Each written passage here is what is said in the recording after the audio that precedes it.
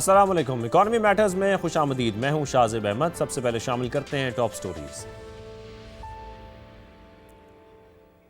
बिजली की पैदावार के लिए फर्नेस ऑयल का इस्तेमाल बढ़ गया। अप्रैल में माहाना बुनियादों पर 56% इजाफा। पेट्रोलियम मसनूआत की कीमतें बढ़ने के बाद पेट्रोल की फरोख्त में 8%, डीजल में 7% कमी रिकॉर्ड की गई।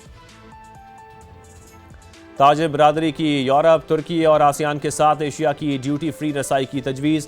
इंपोर्ट ड्यूटी 35 से कम करके 10% करने की सिफारिश। जदीद टेक्नोलॉजी और ऑटोमेशन के लिए सस्ता कर्ज देने का मुतालबा। हुकूमत को बजट तजावीज़ पेश। और PIA 25 मई तक नए मालिकान के हवाले कर दी जाएगी। आरिफ हबीब कंसोर्शियम रवामा कंट्रोल संभाल लेगी। निजकारी कमीशन तारीख का ऐलान करेगा। स्टॉक मार्केट को खत।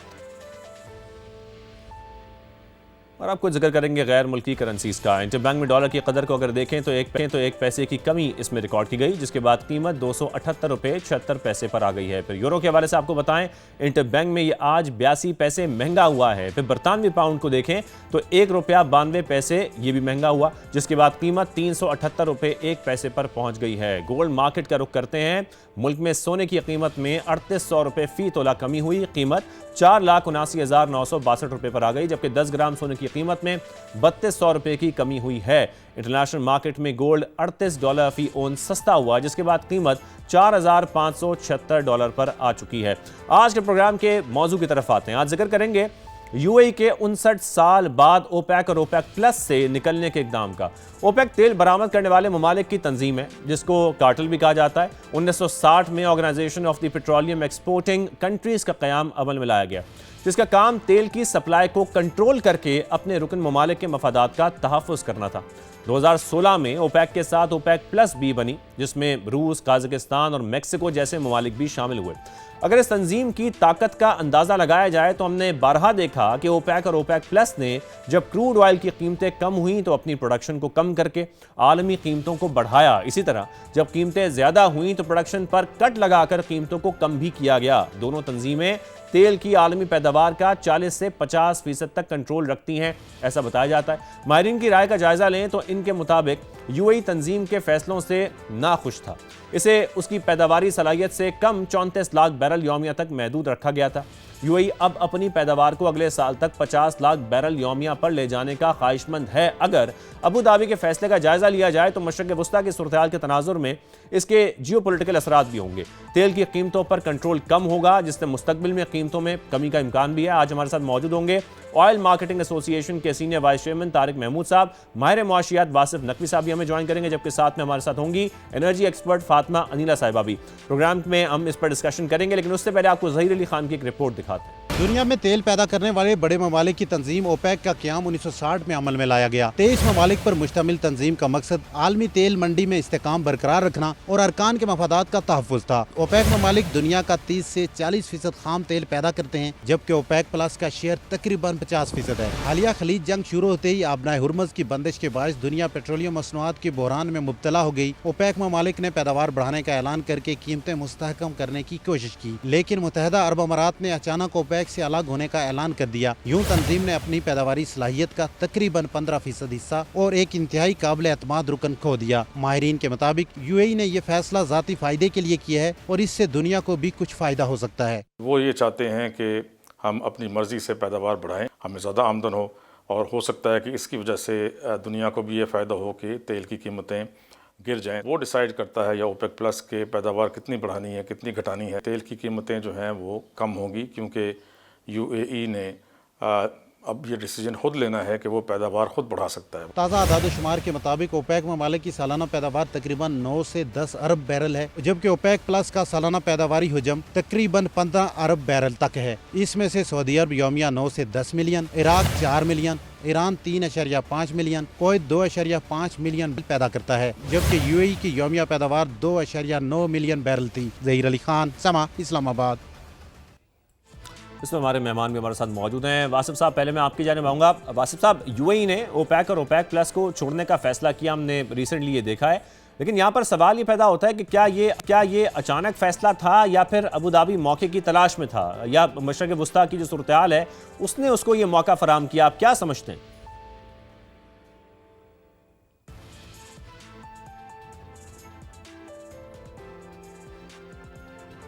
वासिफ नकवी साहब, आपको आवाज़ आ रही है मेरी? I can hear you. जी जी, वासिफ साहब, अब सवाल आपसे यही है कि यूएई का, और हमने देखा कि ओपेक और ओपेक प्लस से रिसेंटली उन्होंने इसको छोड़ने का फैसला किया, तो हम यही जानना चाहते हैं कि क्या ये वाकई अचानक फैसला था या फिर अबू धाबी मौके की तलाश में था और फिर हमने देखा कि मशरिक़ वस्ता की जो सूरत पैदा हुई उसके बाद ये मौका उनको मिला कि वो इससे अलग हो जाएं? जी, अगर हम इसको इसका इन डेप्थ जायजा लें तो हम देखेंगे कि ये जो ओपेक छोड़ने का यूएई का फैसला है, ये काफ़ी अरसे से सिमर कर रहा था और वो चाहते थे कि उनके जो प्रोडक्शन कोटा है उसकी वजह से उनको थोड़ा सा रिलीफ दिया जाए, लेकिन चूंकि एक कलेक्टिव डिसीजन लेना होता है तो उसकी वजह से ये हो नहीं पा रहा था। सो अगर हम लास्ट कुछ सालों से देखें तो ये इसके होने का खदशा मौजूद था और मशरिक़ वस्ता की अगर आप मौजूदा सूरत हाल देखें तो उसमें जोग्राफियाई तनाव की वजह से भी ये जो खदशात थे शामिल थे और ज़ाहिर है कि उनको एक स्ट्रेटेजिक विंडो मिली है जिसकी वजह से उन्होंने इसका फ़ायदा उठाते हुए अपने आप को इससे डिसएसोसिएट कर लिया है। लेकिन इसकी आप क्या इम्प्लीकेशंस देख रहे हैं इस वक्त? हम इसको अगर ओवरऑल देखें, मुझे लगता है कि यूएई का ओपेक को छोड़ना जो है उससे कोई बहुत बड़ा ड्रास्टिक चेंज हमें देखने को नहीं मिलेगा। डेफिनेटली अगर वो निकलते हैं तो उसका एक इम्पैक्ट तो आता है पूरे ओपेक और ओपेक प्लस के ऊपर, लेकिन रशिया जैसे ममालिक जो कि इस उसका पार्ट होते हुए फायदा उठा रहे हैं तो वो इसको इसके अंदर कोई फ्रैक्चर इस तरह से कायम नहीं होने देंगे।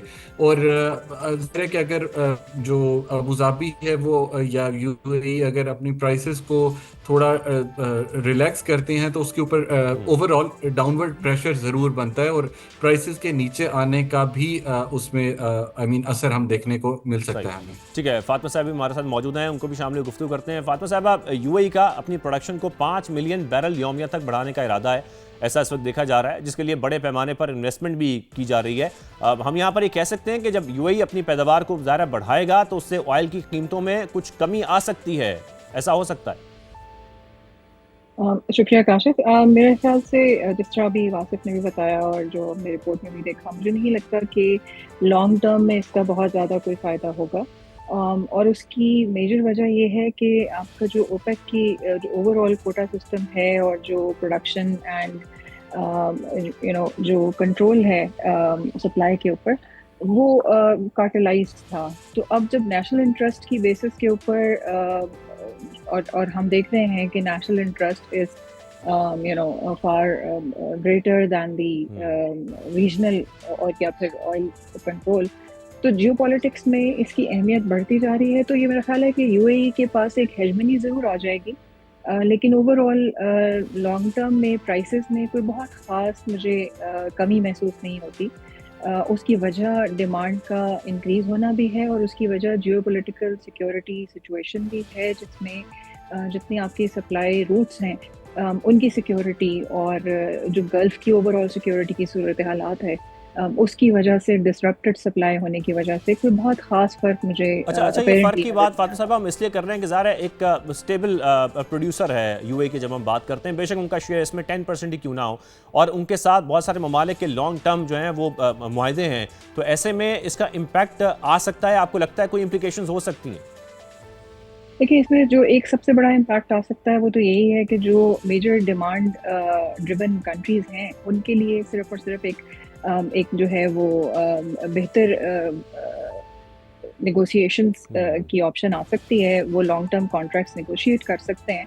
लेकिन ओवरऑल ग्लोबल प्राइस के ऊपर जितना मेरी नॉलेज है और जितना मैंने पढ़ा है और जो आईईए की रिपोर्ट्स भी हैं उसके मुताबिक मेरा नहीं ख्याल कि बहुत ज़्यादा कोई ऐसा ओवरऑल जो है वो कमी आएगी। यस, फ़र्क ज़रूर पड़ेगा क्योंकि हम एक डिसेंट्रलाइज्ड मार्केट की तरफ जो है वो आहिस्ता आहिस्ता मूव करना शुरू हो गए हैं और ग्लोबल सिक्योरिटी और रीजनल सिक्योरिटी जो है वो उसको इम्पैक्ट करती है। तो जैसे जैसे रीजनल सिक्योरिटी बेहतर होना शुरू हो जाएगी या सप्लाई रूट्स जो हैं उनकी स्टेबिलिटी बेहतर होना शुरू हो जाएगी, तो देन डेफिनेटली इससे फ़र्क पड़ेगा। अदरवाइज जो है वो it will probably not affect much। ठीक है, वासिफ साहब, आपको क्या लगता है आने वाले वक्त में ओपेक और ओपेक प्लस ममालिक का इस फैसले पर किस किस्म का रद्द-ए-अमल सामने आ सकता है? मैं ज़ाती तौर पे समझता हूँ कि ओपेक का जो 1,88,000 बैरल योमिया इजाफा है वो एक सिग्नल है, पॉजिटिव सिग्नल है, जो कि वो मार्केट को रीअश्योर करवाना चाहते हैं कि इसमें पैनिक नहीं होना चाहिए। और प्राइस वॉर जैसे कि 2020 में अगर हमें याद हो, उसको रिकॉल करें, तो उस तरह का कोई फिलहाल हमें जिस तरह मैडम ने भी जिक्र किया, कोई इस तरह का इम्कान नज़र नहीं आता। सऊदी अरेबिया भी चूंकि इसको मार्केट को चाहता है कि वो स्टेबल हो, तो इसलिए वो भी इसके अंदर थोड़ा सा पुश करेंगे कि मार्केट जो है वो ज़्यादातर स्टेबल रहे। तो इतना ज़्यादा कोई प्राइस इम्पैक्ट मुझे ज़ाती तौर पे नज़र नहीं आता कि वो इम्पैक्ट करेगा, क्योंकि इसमें बहुत सारे ममालिक शामिल हैं। तो ओवरऑल अगर मुल्क इसमें से एग्जिट ले भी लेता है, तो उसका आई डोंट थिंक कि कोई बहुत ब्रॉड इम्पैक्ट नहीं आता लेकिन वासिफ साहब, यहाँ पर कुछ पॉइंट ये भी हैं कि ओपेक और ओपेक प्लस जब ज़ाहिर है कमज़ोर हो जाएगा तो मज़ीद ममालिक भी उसको छोड़ सकते हैं, ऐसी कोई पॉसिबिलिटी है? स्पेशली जब हम रूस को देखते हैं तो जो ओपेक प्लस ममालिक का मेंबर है और तेल की पैदावार का ज़ाहिर है सऊदी अरब के बाद एक अहम मुल्क भी है, और फिर यूक्रेन जंग के बाद हमने देखा कि जो यूरोप के इकदाम थे वहाँ पर कुछ और सोच पाई जाती थी और मल्टी सप्लाई स्ट्रेटजी की तरफ यूरोप गया। तो ऐसी भी आप कुछ देख रहे हैं इम्प्लीकेशंस? मुझे नहीं लगता कि इसके अंदर बाकी ममालिक जो हैं वो अब जो है वो एग्जिट लेना चाहेंगे, बिकॉज अभी जो यूएस ईरान वॉर है उसके अंदर भी लोगों को स्टेबिलिटी चाहिए, हर मुल्क को अपनी स्टेबिलिटी चाहिए। और ऑयल प्राइसेस की वजह से आपको पता है कि पूरी दुनिया में इम्पैक्ट आ रहा है। लोग चाहेंगे कि उनका जो बिजनेस है या जो उनकी इकॉनमी है वो अगर ऑयल प्राइसेस अप हैं तो उसके थ्रू वो स्टेबल रहे। आई डोंट थिंक कि इसके अंदर कोई और कंट्री है जो एग्जिट लेना चाहेगा। जैसे मैंने पहले भी एग्जांपल दी कि रशिया जो है वो ऑलरेडी अपना यूक्रेन वॉर की वजह से उनकी इकॉनमी काफ़ी इनस्टेबल थी और उन्होंने उससे फ़ायदा उठाया इस ओपेक का पार्ट होते हुए। लाइकवाइज बाकी जो कंट्रीज हैं वो भी नहीं चाहेंगे कि वो इस पैनिक टाइम के ऊपर, जिस टाइम पे पूरी दुनिया के अंदर एक पैनिक की सिचुएशन बनी हुई है, तो उसके अंदर वो एग्जिट लें।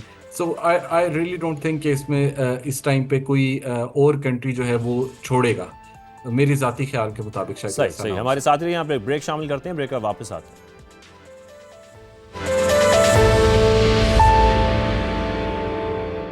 Welcome back. बात हो रही है ओपेक के हवाले से, यूएई के इसके निकलने के बाद क्या इसकी इंप्लीकेशंस हो सकती हैं। फातिमा साहबा, मैं आपकी तरफ आऊँगा। फातिमा साहबा, यूएई के इस फैसले के बाद अब तक तो आलमी मार्केट में कोई खास हलचल नहीं देखी जा रही है, जैसा कि आप लोगों ने भी जिक्र किया है, लेकिन शायद अमेरिका ईरान जंग के बायस इस फैसले के कुछ ज़्यादा असरात इस वक्त नहीं देख रहे, लेकिन जब कुछ चीज़ें सेटल डाउन होंगी उसके बाद कुछ सामने आ सकता है, ऐसा लगता है आपको? देखिए, मुझे बिल्कुल ऐसे लगता है कि उसके बाद कुछ थोड़ी सी बेहतर सूरत हालात नज़र आएगी, लेकिन बहुत ज़्यादा ओवरऑल आलमी जो कीमतें हैं ऑयल की, उस क्रूड ऑयल की ख़ास तौर पे, उसके ऊपर बहुत ज़्यादा कोई फ़र्क नहीं पड़ेगा। लेकिन एक ऑप्शन मिल जाएगी चाइना को, और जो कि एक बहुत बड़ा डिमांड ऑयल की डिमांड है जहाँ पे इंडिया को, for going into multiple suppliers and getting some long term deals, और प्राइस जो है उनकी स्टेबिलिटी उनको मिल सकती है। और मेरा ख्याल है और जो भी कंट्रीज इस सिचुएशन का फ़ायदा उठा सकते हैं वो बायलैटरल नेगोशिएशंस में जा सकते हैं। और जैसे कि चाइना हमेशा फोकस करता है वो लोकल करेंसी की डीलिंग्स में, बायलैटरल डीलिंग्स में, तो उस सूरत हालात में कुछ चीज़ें बेहतर हो सकती हैं। लेकिन फिर भी नॉन ओपेक कंट्रीज़ का जो प्रोडक्शन है, कैपेसिटी है, वो भी काफ़ी है। हाँ, इस सूरत हालात में जो चीज़ एक बेहतर हो सकती है वो सिर्फ और सिर्फ की हेजमनी मिल सकती है लॉन्ग टर्म डील्स के ऊपर और प्राइसेस के ऊपर, और शायद किसी हद तक स्टेबिलिटी मिल सकती है मैरीटाइम रूट्स पे, जो ऑयल की ट्रेड रूट्स हैं, मैरीटाइम रूट्स हैं, उसमें किसी हद तक स्टेबिलिटी मिल सकती है with US backing UAE in the region। बिल्कुल। वासिफ साहब, मैं यही पॉइंट फातिमा साहिबा का आपकी तरफ लाऊंगा, जैसा कि वो फरमा भी रही हैं। ज़ाहिर है यूएई एक इत्तेहादी है अमेरिका का भी, और साथ में चीन के इसके ऊपर क्या रिएक्शंस हो सकते हैं, इस हवाले से आप क्या सोच रखते हैं? मेरे ख्याल में जो चाइना है वो आप ट्रेडिशनली अगर देखें तो वो स्टेबल एनर्जी चाहता है, और इसी वजह से स्टेबल भी और सस्ती भी। लाइकवाइज प्रिंसिपली अगर देखा जाए तो अमेरिका भी इसी हक में रहता है कि वो हाई ऑयल प्राइसेस के अगेंस्ट रहे। बट चूंकि हमारे पास कोई ऐसा प्रैग्मेटिक वो एविडेंस मौजूद नहीं है कि मैं ये कह सकूं कि वो यूएई के इस फैसले के अंदर उसके अंदर शामिल था। इस वजह से मैं ये तो नहीं कहूँगा कि अमेरिका की बैकिंग के थ्रू ये हुआ है, लेकिन मेरे ख्याल में ये अलाइनमेंट ऑफ इंटरेस्ट ज़रूर है दोनों कंट्रीज़ का, जिसमें यूएई और अमेरिका जो है वो चूँकि काफ़ी सारी अपने बिजनेस इंटरेस्ट शेयर करते हैं, तो इसमें फ्लेक्सिबल ऑयल मार्केट जो है वो दोनों चाहते हैं। सो यूएई के इस फैसले को आई थिंक अमेरिका जो है वो सपोर्ट करता है। बाकी आई थिंक इसके अंदर कोई मेजर इस टाइम पे कोई हम ड्रास्टिक चेंज जैसे मैंने पहले कहा वो बिल्कुल। अच्छा, अगर हम यहाँ पर खासतौर पर पाकिस्तान की बात करें, यूएई के इस फैसले को पाकिस्तान में किस तरह से देखा जा रहा है, क्योंकि सऊदी अरब के बाद यूएई वो दूसरा बड़ा मुल्क है जो हमारी एनर्जी की ज़रूरियात को पूरा करता है, तो इसके कुछ मुस्बत या मनफी दोनों तरह के असरात हम पर किसी किस्म के हो सकते हैं? इसमें भी मैं आई थिंक कि दोनों के लिए मिक्स्ड ओपिनियन है। एक तो ये कि अगर हम पॉजिटिव साइड इसकी देखें तो जो इंटरनेशनल मार्केट के अंदर जो कीमतें हैं वो इंपोर्ट बिल पाकिस्तान के लिए कम हो सकता है अगर उसमें हम पॉजिटिव एस्पेक्ट देख रहे हैं तो। लाइकवाइज एनर्जी इन्फ्लेशन के अंदर भी कमी देखने को मिल सकती है। अगर हम नेगेटिव साइड देखें और जो कि मुझे ज़्यादा रियलिस्टिक लग रही है इस टाइम पर, तो वो ये है कि जो यूएई के साथ जो एनर्जी एग्रीमेंट्स हैं पाकिस्तान के, उसके अंदर थोड़ी सी अनसर्टेनिटी पाई जाती है और मे बी शायद वो ओवर द टाइम अपने आप को प्रूव भी करे। और जो रीजनल स्टेबिलिटी है उसमें ज़ाहिर है कि सप्लाई रिस्क की वजह से वो स्टेबिलिटी थोड़ा सा उस पर क्वेश्चन मार्क लग सकता है। तो शॉर्ट टर्म के लिए आई थिंक ये थोड़ा सा अनसर्टेन है, और अगर लॉन्ग टर्म में हम देखें तो उसके अंदर प्रोबेबली अपॉर्चुनिटी नज़र आती है। ठीक है, लॉन्ग टर्म में अपॉर्चुनिटी नज़र आती है। बहुत शुक्रिया, वासिम नकवी साहब हमारे साथ मौजूद थे। फातिमा साहब, आपने भी अपना कीमती वक्त दिया। शो का वक्त ख़त्म होता है, इजाज़त दीजिए, अल्लाह हाफ़िज़।